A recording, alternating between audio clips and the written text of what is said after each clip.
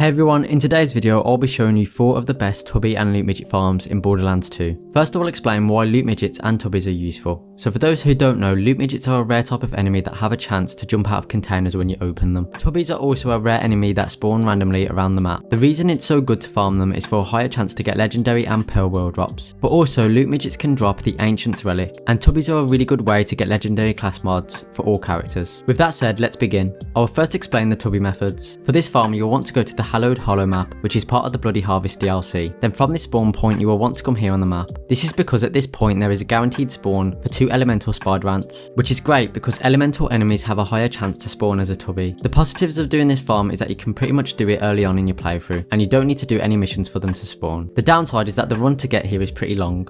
For this next Tubby farm you will want to complete the main story of the Fight for Sanctuary DLC. You would then want to get the side quest called Claptocurrency, which is given by Claptrap, who is found here in the Dark Abandoned map. Then simply follow the quest up until it says deliver Becco wafers, but make sure that from here you do not continue the quest. Now if you enter the Dark Abandoned map from the Mount Scarab Research Center and then come here on the map, you will get a guaranteed spawn of 3 elemental spider ants, so long as the Claptocurrency quest is active. I would say this is definitely a better method than the previous one, as the run is much shorter and you are technically more likely to get a Tubby to spawn, as there are 3 elemental spider ants rather than 2. The only downside to this is that you have to complete the DLC's main quest first.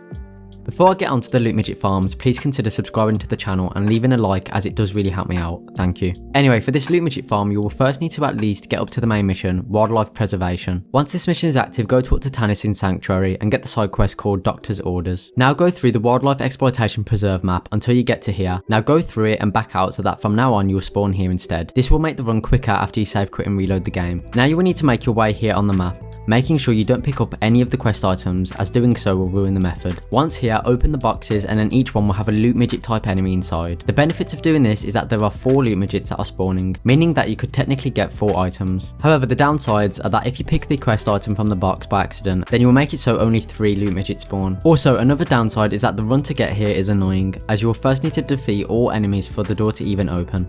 For this next farm you will need to play through the Fight for Sanctuary DLC and then get the side quest Space Cowboy from Moxie, who will be located in the Backburner map. Then simply do as the quest says until it says find Chest World, Racks and Racks and Siren's Call. Now from this point you do not want to pick up any quest items, as it will mess up the farm. After this, fast travel to the Dark Abandoned map, turn left and make your way over to this bandit camp. Then you will just need to open the toilet and a guaranteed Loot Midget will spawn. After you kill it you can simply save, quit and reload and do it as many times as you wish. Just remember to not pick up the quest items. This one is much better than the previous one, as the run over here is much shorter. I hope these methods have helped you out. Thank you for watching, have a great day.